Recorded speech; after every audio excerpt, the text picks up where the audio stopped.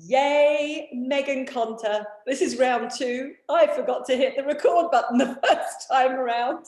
And I'm so glad that we hadn't dived straight in the middle and were sharing all the goodies. We were sharing some good stuff, but we're about to share it again, because today on the Get Rich Without Being a Bitch podcast, I have Meghann Conter, CEO and founder of the Dames, which is a community for 6- and 7-figure businesswomen who frankly are up to really big, cool stuff in their businesses and their lives.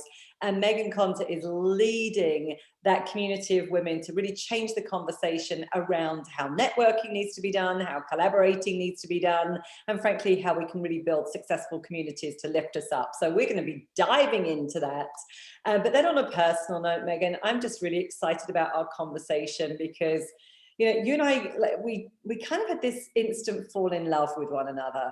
And I actually think it's testimony actually to kind of like the topic of the podcast, right? Is that, you know, women can be amazing allies together, amazing power partners, amazing collaboration partners. You know, we don't have to be so guarded in the way that we operate. And I know that you and I, we met through a mutual friend. I was speaking at an event, one of your besties, for a long time bestie, who happened to be in the audience, and said to me, you must meet my friend Meghann, because you're kind of talking the same language. And yeah, I've been telling quite a few people that you're kind of my new business bestie, and I'm very proud to say that. So yes. Welcome. Me too. I'm proud to wear that badge. And I'll say it's also a testament to what you and I are teaching in the Dames. It's a testament to the more strategic you are, the more clear you are about who you're wanting to meet. Your friend could be in the audience and find your next business bestie and bring her right to you. And because you were clear, you get this beautifully wrapped, British accented, gorgeous redhead delivered right to you. That's like your perfect person to be connected to. So it's definitely a testament to everything. I love it. It is true. It is true. And I remember that day I was really speaking about my passion for supporting women in business and changing that conversation. And as you say, when it's clear like that, you never know who's sitting there. But let's just take a little bit of a trip down memory lane. And, you know, like why did you create the Dames in the first place? Because I know from personal experience, when I came to the States, I networked my little bottom off, as we would say in English, to get my business off the ground. I kissed an awful lot of frogs. I kissed a lot of those, and, you know, a lot of trial and error. And then honestly, I gave up networking after a while. I was like, it got my business off the ground, but it felt so draining, exhausting, a waste of time. And then all of a sudden I heard about, well, Meghann Conter's doing something different, and that's why you need to chat with her. So yeah, what was your perspective on why you created this? Yes. So 2009, I started my business and started networking right away.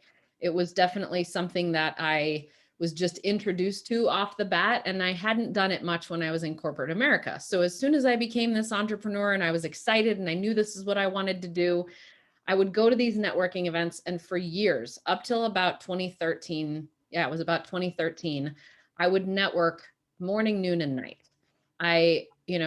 This will come back later in our conversation, I'm sure, but I like to say that I became a professional wine drinker and a professional coffee drinker because, you know, there was the morning coffee drinks, right? Yeah, totally get it. And you had to go to the networking event and drink a bottle, yeah, sometimes, but, you know, glass of wine to fit in at the end of the day.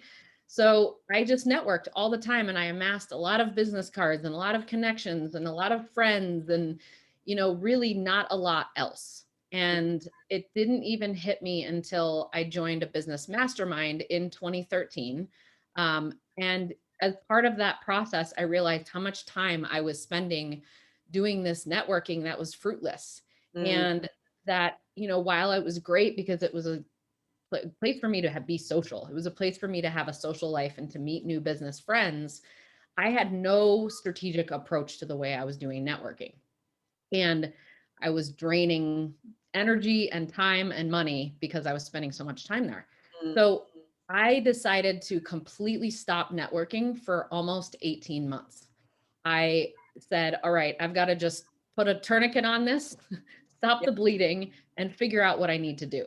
And that's what led me to really create what we use now in the Dames, which is the Power Partner system, and transform from what I call old networking to new networking, of getting rid of that concept of business card stabbing, going to networking events because you're being predator or prey, just Yeah. trying to hunt for those end clients, and creating a lot of nothing really because of that, to this situation where you get super clear on who it is that you serve, and therefore who your power partners are as secondary. And you start getting connected to these power partners who become golden geese for your business. They're laying multiple golden eggs over time because you're building long-term strategic relationships with them.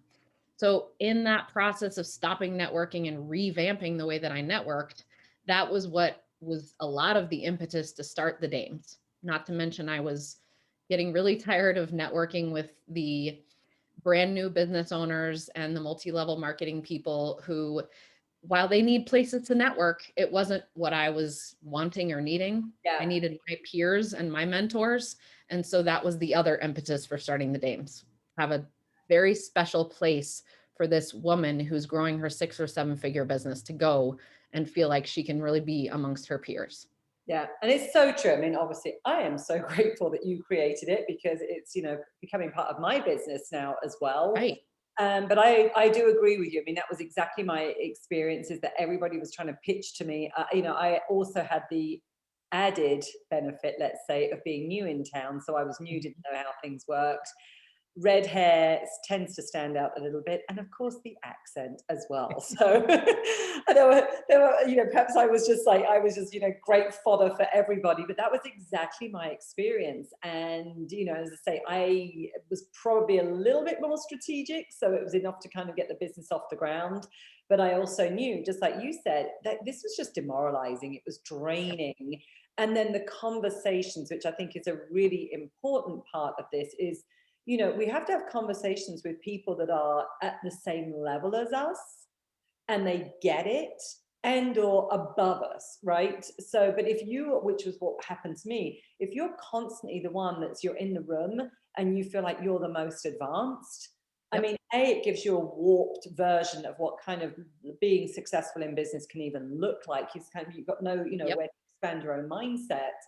And then I honestly, like you, I was just fed up with the conversations. I don't want to keep having a conversation about where's my next client coming from, which is a very important conversation when we're starting out.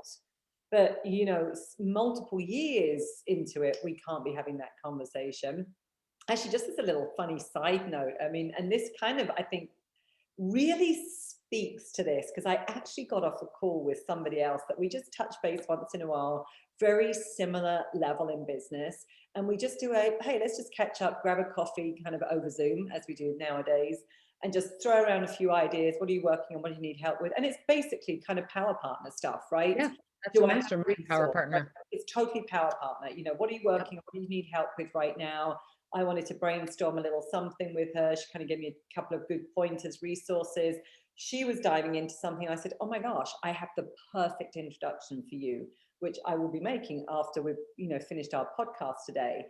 But here was one of the pieces that we started to talk about. And I think it speaks to that, really surrounding yourself with people that really get you at that level.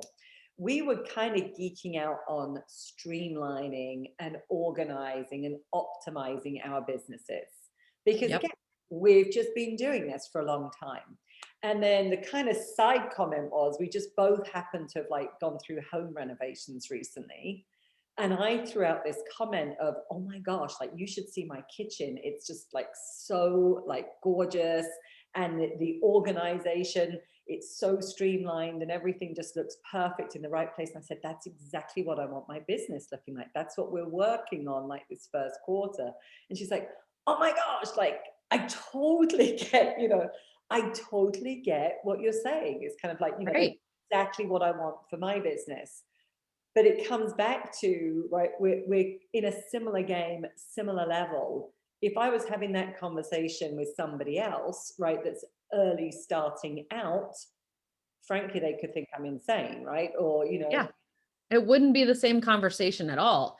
And so if you think about that, when you walk into 90% of the networking events out there, whether it's online or offline, doesn't matter, you would never know who to talk to because you would have to sift through all of these different people to try to find that person.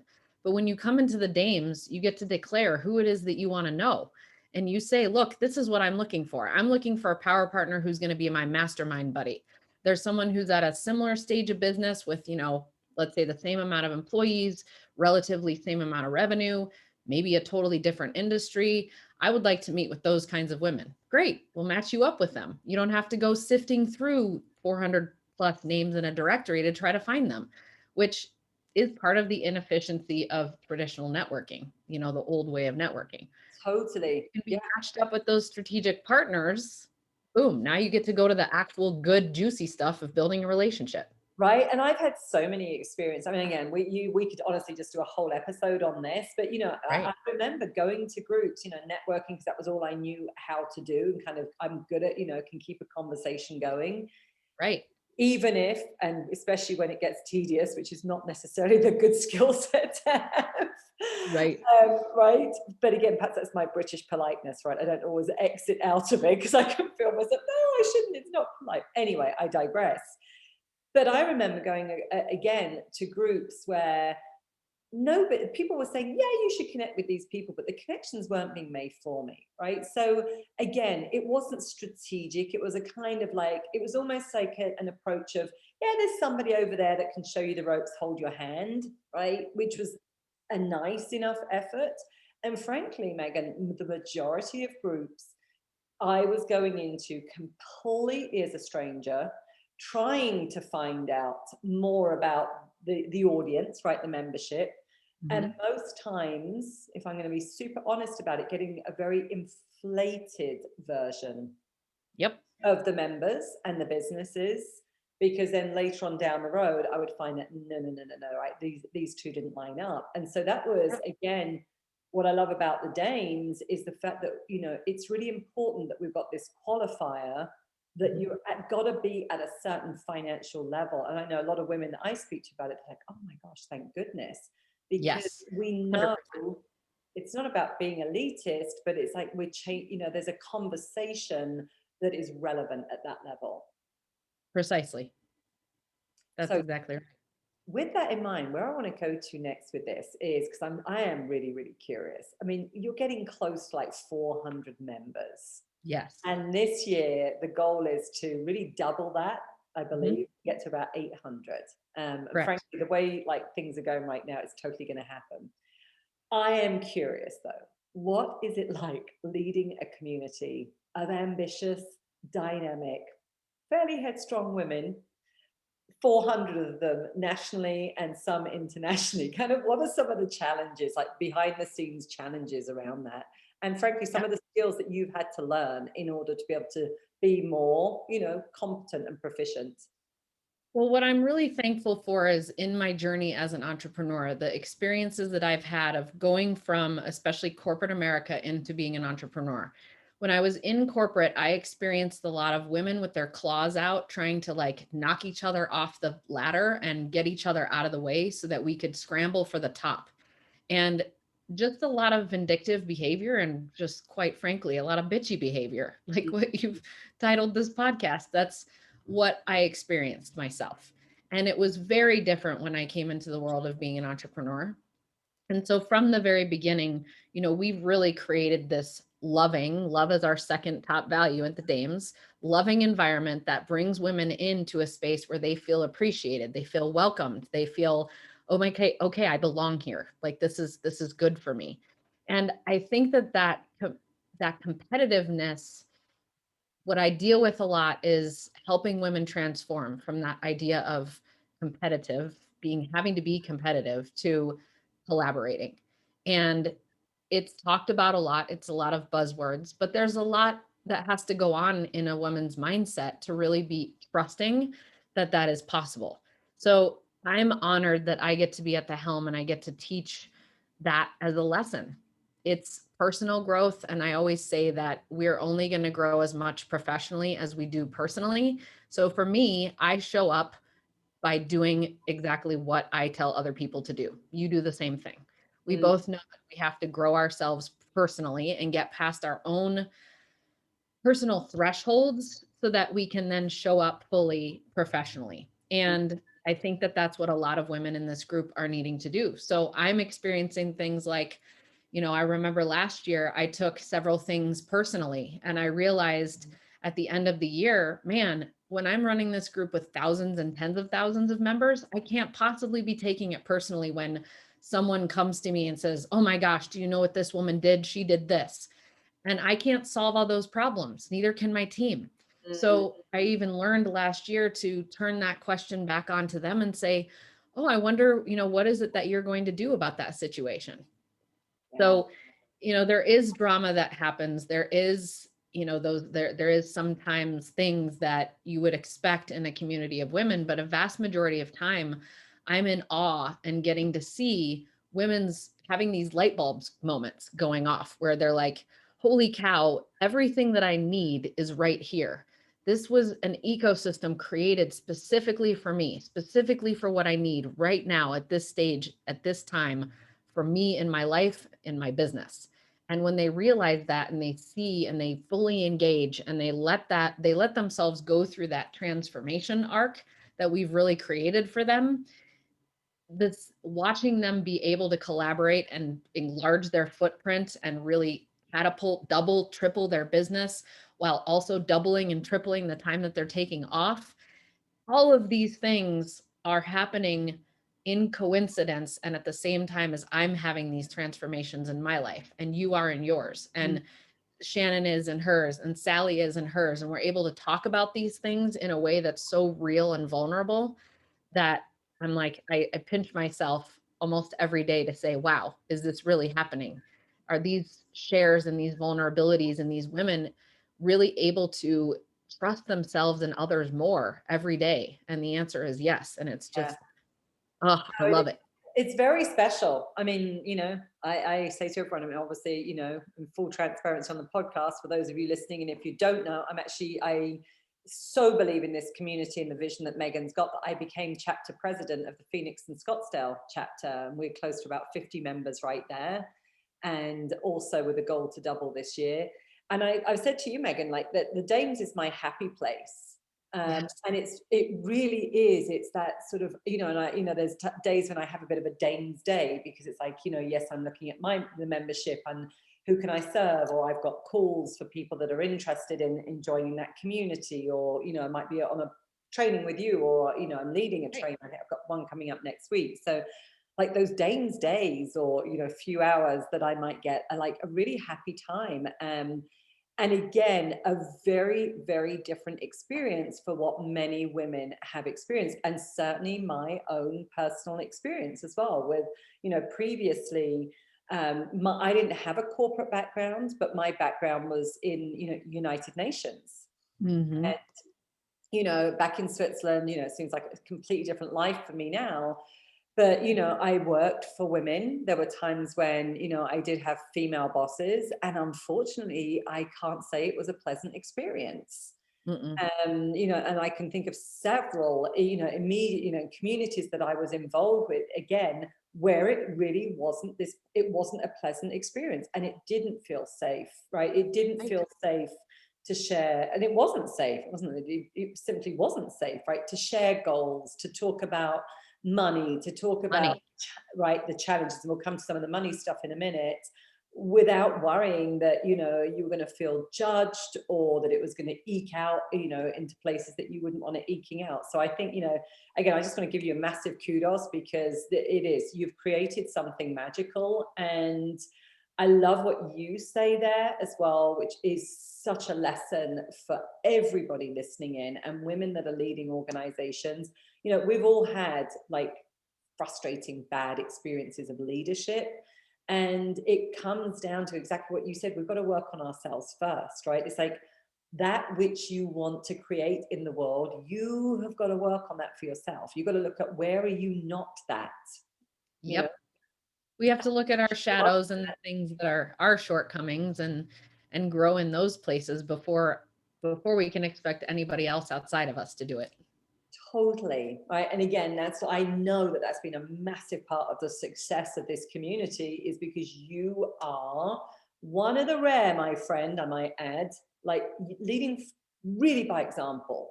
And you do it so well and so naturally. And you're very transparent as well as to the things that you're working on, right? It's not, you're not doing it from a, oh, I've got this all figured out kind of approach, but more a, hey, I've been really struggling with something, but I've kind of figured some things out and I want to share it. Yeah, I weave it into the education pieces that I do on our Colorado events. I do videos on it. And every single time I share a part of my story and the limitations that I'm working through, I get women who reach out to me and say, "Thank you so much for sharing. I've been going through something similar and this just gave me the courage to take the next step." Or, "It was just so good to hear your story echoed in something I've been experiencing." Making that relatable for the other people in our community, that's what creates belonging. Totally. Let's go there as well. That's what I kind of want to go into, because as you say, sharing story, and we often talk a lot about money stories on this podcast. So, what have been some of those, yeah, what was kind of like the backstory that you've been having to rewrite, and some of those pivotal moments in your own journey where you've had key breakthroughs? Because again, you don't get to run a community of like nearly 400 women and aspire to doubling it, right? Without having had a few breakdowns and a few breakthroughs along the way. That's right. It's so true. So I love how on this podcast, how your first episode or one of your first, you shared your money story. And there have been workshops that I've gone to and, different coaches I've worked with to work through a lot of this stuff because it is important and it does limit us from being our greatness. And so there were just a few points along the line that I've realized where I had these big ahas and definitely did crush through, you, as you say, the next temperature on the thermometer. Yep. You have to crush through those thresholds that you get to. And so I started my business in the recession, and I call those the ramen years because it was just struggling. I was struggling a lot, and I knew that I was where I needed to be because I finally felt like I fit in as an entrepreneur. But, I had no money in savings to start my business. It's during the recession. It's in social media. My parents lost a lot of money and they had been helping me for a while to get my business started. They had to stop doing that. And I realized at one point, I was sitting in front of my financial advisor and I said, I've got to not only figure out a way to help myself save money and be able to retire at some point, but I feel like I need to help my parents with that too. Mm. So I started in this place of like, really those stages where you're trying to get your airplane to go actually fly in the air. And And I've got yeah. weight bags holding Yeah. it down because I'm like, not only do I have to somehow feed myself and save money for myself and do all this for myself, but I also want to do that for my parents. By the Mm. way, my parents never told me that they needed me to do that for them. No. That was me, assigning that responsibility to myself as an only child whose parents had taken such good care of her up until the time I'm 28 years old, Mm. 29 years old.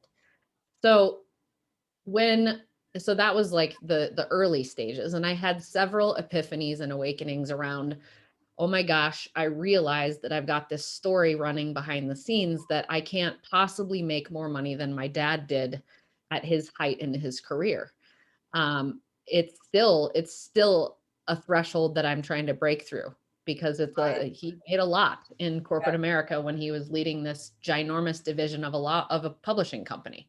So I'm still working on that, but I've realized like being aware of it is wholly different than not being aware that that's something that's holding me back.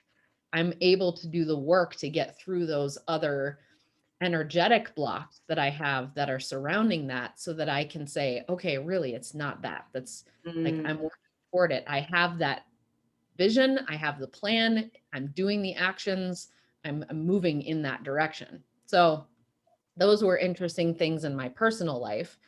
Um, Something that I don't share very often.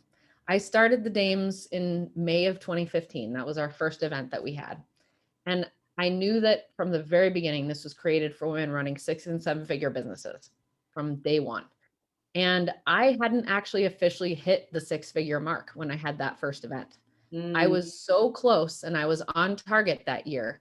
but it was that year that I went over the 6-figure mark. So this is halfway through the year.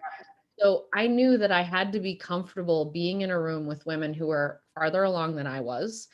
I've always been comfortable having conversations with and surrounding myself with women who are running 7-figure businesses, women who make a lot more money than I do, and not seeing myself as separate than them at Mm, all. yeah. And really seeing them for the people that they are, and realizing that we all have limitations and challenges. And how can I, you know, really be in relationship with these people, and how can I help them in their lives? And it always has been reciprocated to me. When Mm. I've looked at life that way of how can I help you? Who do you need to know? What is it that you're struggling with? It's just so much better to be able to accelerate through those things with people who are in our lives, that are around us, that can support us, that can trust us, that can help us. So those were some of the big And I think, things. again, there was something there that I really love that you did say, because this is, again, a conversation that can come up a lot. And I think where women take themselves out of the game, right? Yes. And frankly, sometimes it does it can lead to that sort of bitchiness, jealousy. It can sound like that. Well, it's all right for her, you Right. know, or, it's all right for Meghann. I mean, look at her, she's, highfalutin with her 6 and 7 figure business owners, right? But little do they know, right? You've had to work through, right, those insecurities in the early days, which for a lot of people can lead to, massive attacks of, say, imposter syndrome, and like, I don't belong to be here, or who do I think I am to do this? Yet what I love about that was just about understanding where you're bringing value to the table, right? Our value, whilst we're talking about this money, it's like we have to be really careful that we don't, attach our self-worth to our bank balance, right? Which is what a lot of us do and can do, and have been trained to think like that. Yep. That your self-worth is in the amount of revenue or what's in your bank account. And then we overlook all of the other places that, yeah, perhaps you didn't have the experience back then of like running a 6-7 figure business, but Right. you had the gift of knowing how to build community, Mhm. right? And bring amazing women together that was going to benefit those women that were running the 6 and 7 figure businesses. So again, it's that beautiful intersection of, we don't have to take ourselves out of the game just because of one metric. It's like really looking at, what are my skill sets and my natural strengths that I can bring to the table that's going to add value here. Absolutely. And I think that there's a moment that just I remembered of meeting with one of my clients who is running a 7-figure business. She's since become a dame of influence. And she was one of the first people that said to me, Meghann, do you know that your value is not in what you do, but in who you be? And Mm, it was like short circuited my brain, because of course I'd always been taught that you are your intelligence, you are what you've created, you are, yes, you are dollar figures, these are things that society has been telling us for so long. But that realization for me, and then embodying that and really going through the growth of owning that, to the point where I talk about that a lot now. And that if we can't value who we be inherently, our own inherent self-worth. And another catalyst for me was the tie between self-love and money generation, and realizing in 2012 that, holy cow, I don't have a relationship of self-love.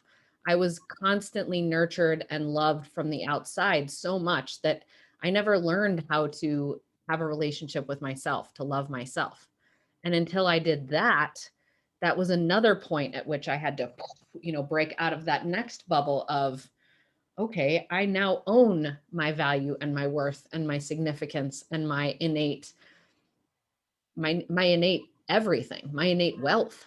mm, And I also had to go through, I've crushed through other things that, where I think, health and wealth and relationship all comes together in this place of everything has to do with wealth, not just your money, your sustainability, your quality of life, your relationships, your quality of relationships, all of these. And if you're not working on all of them and elevating them all together, you're almost letting certain parts of yourself atrophy. So it's this constant journey of balancing and growing and building, and so it's so good. But until you own that and you understand that this is life and that it's never done. Your work is never done. It's never done. No. And I mean, I think, anyone can hear just the excitement in your voice. It's so rewarding though, right, to do that work. Yes. It is it's that deeper sense of personal empowerment that comes from that. Totally. Irrespective of the dollar bills. That's the piece. And completely. And if you can't feel that in yourself, it doesn't matter what the dollar signs say at all. I would rather feel it in myself first and then watch the dollar signs be affected, which happens every single time. Yes. But you definitely have to get through those initial walls of resistance to doing the work on yourself.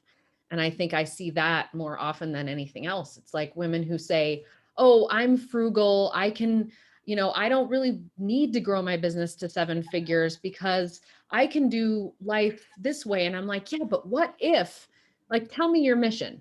And they tell me their mission. I'm like, that sounds pretty epic. Do you think that would be easier to achieve if you're running a $10 million business than your current, $100,000 business? Oh, well, I didn't think about that. Yeah. I mean, it does make it a lot easier. So I think we limit ourselves based on the patriarchy, based on society, based on parents, based on, so many things that we bring to the table. And I'm just here to really call women to this greater space of, and what if you got curious? What if you started looking at things in a different way? What if you surrounded yourself by the Vanessa Shaws of the world? Like, life can change and it can be even bigger and even more beautiful than it is right now. Are you willing and open to having that happen to you? Yeah, such a juicy conversation. And one of the things I think that you said in there, again, just so good for everyone listening today, is, I think this, we are tapping into that place where women take themselves out of the game. Oh, I don't need that. I don't really need it. I just need things simple. And it's not to say that we don't appreciate those things, but what about what you really want? Right? This is where women get really powerful. What about tapping into, what you really want, what you really desire in this amazing journey of life? And again, as you say, it's like, are you willing to just experiment with even allowing yourself to go there for a bit, right? And kind of opening that up, because there's just so many different possibilities. One place I'd quickly love to go back to, because I think it's just a really important conversation, and it's one that actually came up in quite an emotional way when you and I were working together. You joined our elite program and we were helping you ramp up the dames, which you did phenomenally well. And there was a kind of another lurking money story that revealed itself in the middle of that, as it related to your relationship with your husband. Yes. Could you share, because this is one that comes up so often, and it's certainly something I went through myself, but can you share a little bit more about kind of what was coming up for you and kind of what you needed to do about it as well? Yeah, absolutely. I realized that I was definitely the breadwinner of my family. I had been bringing in more money than my husband for years. And I had this guilt that I was holding on around that. Like, I can't just keep leaving him in the dust. I can't just, every time I grow, I leave him in the dust more. And I was comparing myself to him and his growth and how fast he was growing and so many things that I was doing subconsciously beneath the surface, that as I was sharing with you what was going on, and you helped me realize that we had not only did I have my own financial thermostat, but we had a household thermostat that we were holding ourselves at. And that if we didn't start talking about that thermostat, the thermostat would control us in effect.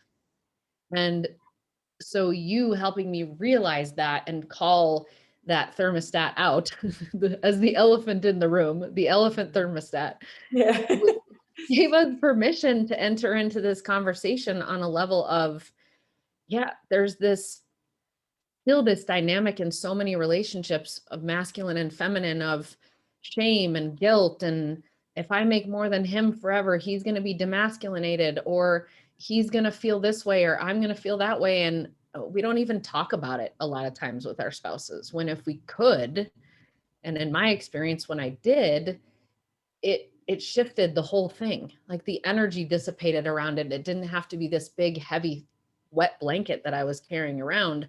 It was really, it became this, no, actually it's okay if I do make more money than you forever. And Mm, it's okay if you surpass me at some point. It doesn't really matter. Like mm. that's not what's holding me back anymore, is that thought of, oh gosh, I can't possibly make more than him forever. And I can't, I also can't continue to be the one who saves you. Yeah, That's the other thing I realized. I can't be the one who's bailing us out of debt. I can't be the one who's doing that. I have to be responsible for my side of the equation and really make sure that I'm taking care of myself. And I think that is a big thing that a lot of women really need to realize. How to take care of themselves.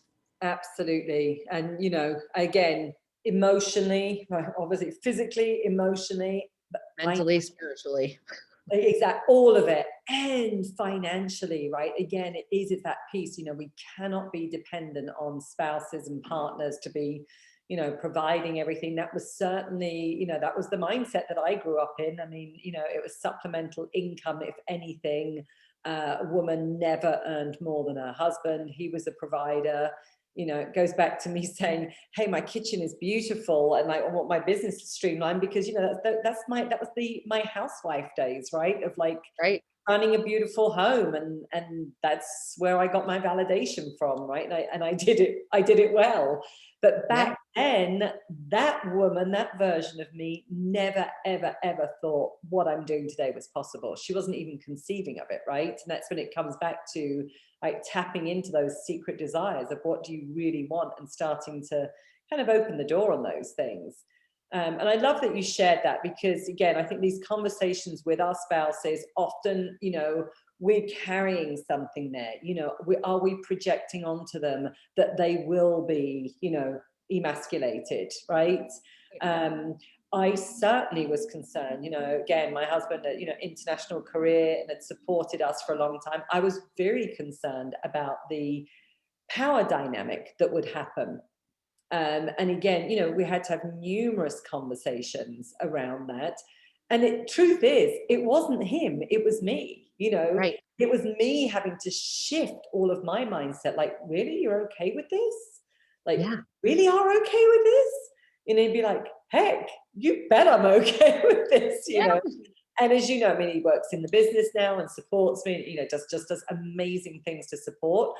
But it was me getting in my own way and projecting what I thought he was thinking kind of onto him, and holding myself back for fear that our kind of marriage was going to go into a completely different place. And it has gone into a completely different place, a completely better place, as a result of having Absolutely. this conversation. So, Well, and I mean, if we take this really quickly, just think yeah, about the fact that if we don't talk about money more as women, we continue to hold ourselves back with these limiting beliefs that we don't even know are beneath the surface. So even me being in a mastermind with Lisa and Macy, who introduced us, yeah, and another woman, we talk about money all the time in that group. And I talk about it with a lot of other dames, where we report on what it is that we've achieved and where our goals have, where we are with our goals, where we are with things, to really remove the energetic blocks to actually having those conversations. I think that's really important. If you don't have that in your life yet as a woman business owner, please go out and find 3 or 4 other women with whom you feel really comfortable, and start saying, okay, I want to have this money conversation. I want to be talking about this on a regular basis so that I can demystify and really take that stigma off of me being able to talk about money. I love that. It's so important. And we're going to normalize the conversation as well. It's like, as you say, the more we share this, the more we've got women going, oh my gosh, like your money story, that really resonated. It's like, let's make it, normal, not awkward. Exactly. Meghann, oh my gosh, I could stay in this conversation all day long. I feel like we just scratched the surface, but this was really, really, really delightful. I know that you, again, are up to just big, amazing things in terms of, supporting, empowering, encouraging women to boldly claim the goals that they want to go after in business, and, be totally okay with earning a lot of money, but really changing that conversation around networking, collaborating, and supporting one another, which is a massive part of women in business, and it doesn't happen often enough. So I just want to express my deep, deep gratitude to you for, you know, having just created an amazing community that I love. It's very close to my heart, and you know, I'm a part of it in Phoenix and Scottsdale as well. And for anybody else that is listening in today, wherever you are in the world, because we're getting listeners already from over in Europe. I've got, you know, my girlfriends writing to me going, oh my gosh, I'm listening. If you are running a 6 and 7 figure business and you want to be a part of this amazing community, just go to thedames.co. I'm going to make sure I put some notes and things in the footnotes to this podcast. But we've got people around the world joining virtually from other countries. Europe is getting represented. And of course, that's in my heart as well. So don't think you're not over here, you can't be a part of it. You can. So Yes. Meghann, big hugs to you, my friend, and wishing you just a wonderful weekend ahead. Thank you. Thank you so much for having me on today. It was amazing.